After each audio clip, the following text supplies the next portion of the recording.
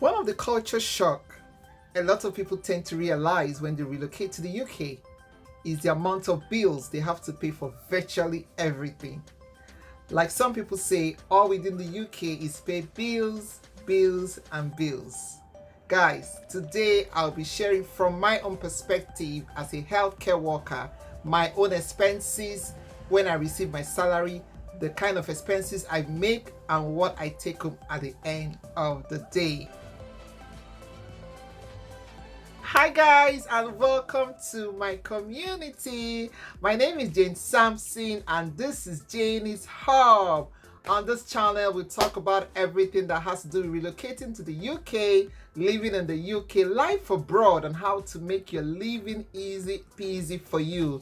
So guys, today I'll be sharing a video, much anticipated video, much awaited video of how much I spend on the average in a month in the UK. So I did a video, my last video was about my pay slip as a healthcare worker in the UK.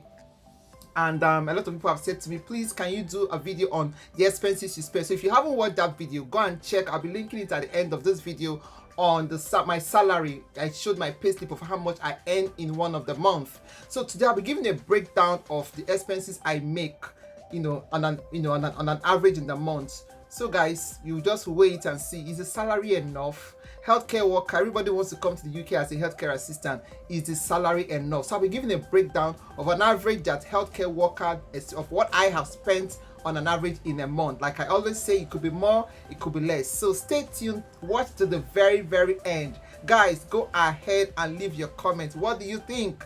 At the end of the leave your comment, like this video. If you have not subscribed and you're watching, what are you waiting for? We have so much on this channel that we want to share. So go ahead, subscribe, like this video, leave your comment, shoot me an email if you have a more intimate question you want to ask, and let's grow this community. Right guys, so one of the other expenses that I have to make in addition to pay, of course, paying my tithe, which is number one, is paying the car insurance of the car that I drive.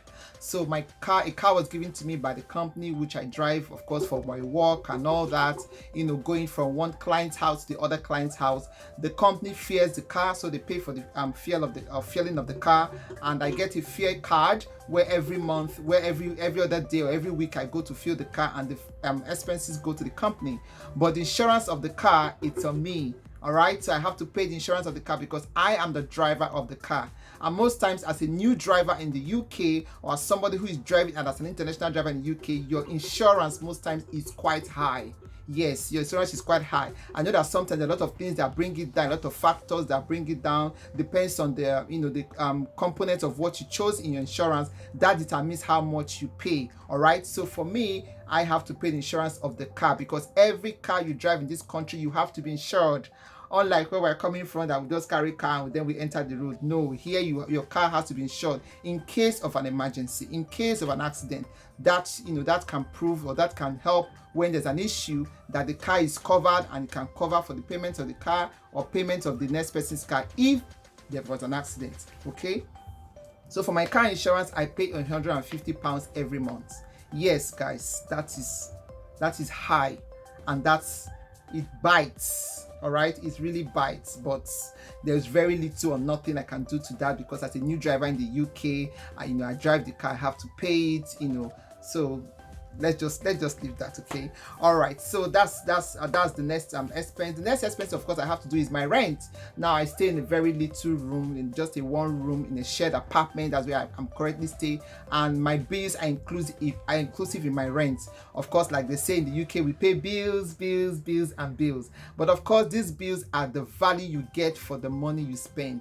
All right, you pay the bills. At the end of the day, you have good access road, you have 24 hours light. So if you ask me, yes, I'm happy to pay the bills as long as I get what I am paying for. Why not? All right, so I don't know why people complain. Yes, it can be very tough sometimes bringing out the money, but if you're getting the value, why not? All right, so my rent is about £400 every month. Okay, £400 and this is inclusive of my bills. And when I mean my bills, I mean my electricity bills, my water bills, my council tax. Everything is included in the bills. And if you ask me, that's a fair one, very fair. My room is standard, a wide bed, I have access to my bathroom and all that, so that's fair. So I pay £400 £400 per month. Okay, the next bill that I have to pay is for my data. So I pay every month. I have a data subscription of £25. It depends on you. Yours could be higher, yours could be lower. Some people, they take a phone, where they have to pay higher. If you have a phone and a data, of course you have to pay higher. Currently I pay £25 for my data. Okay, and also for my feeding. So on the average, I spend between £100 and £120. On the average of between £100 and £120. Sometimes it doesn't even get to that, because when I was coming, I brought a lot of food from Africa. All right, I brought a lot of my African food. So guys, you that is preparing to come, make sure you just bring less clothes. When you come here, you buy clothes. Just bring enough food. In fact, in my freezer, I still have a lot of my fish, all right, my dried fish, all right, my goosey. This is almost 4 or 5 months after. So bring enough food. It will save you money, because of course, like most of those things are more expensive down here. So if you bring enough of your African food, most of the food most of this food they eat here is less, of course, it's very less expensive. With £20, you should be able to get something that will take you for a week. All right, so that's £100 and £120, because I have, of course, my own food stuff I brought from Africa.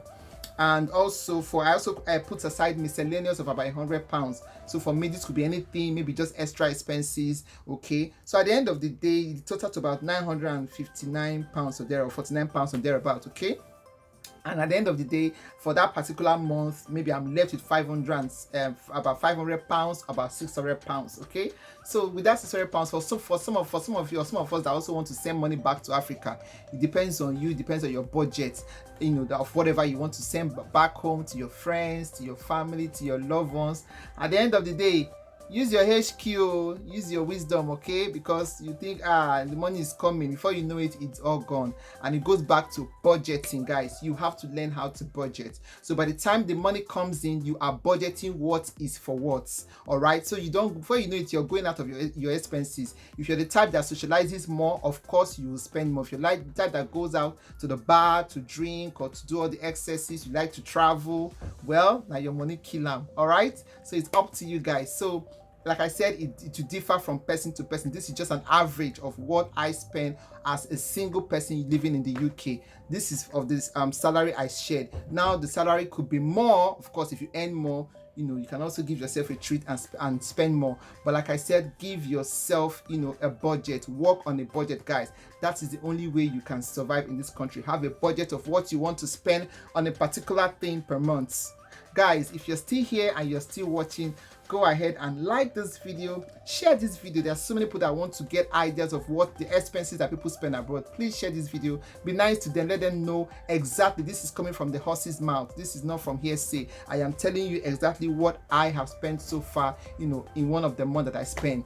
Of course, as you live in the UK, your expenses get higher, more activity, more vibes. All right, but at the end of the day, use your HQ. Guys, go ahead and subscribe. I hope you subscribe. If you haven't subscribed, what are you waiting for? All right, subscription is free. Go ahead and subscribe, okay? And that will also inspire me to create more videos for you guys to watch and to give you more information about living in the UK and life abroad. Guys, I hope you got value. If you have any questions, go ahead and ask me in the comment section or shoot me an email. Please drop your comment if you found this video interesting, if you found this video worthy. Don't just watch and go. Drop your comments, drop your likes, encourage your girl, and let's move this channel to the permanent side. Right, guys, so it's my pleasure to have you once again. I'll see you very soon in my next video. I'll see you guys. Take care and bye-bye.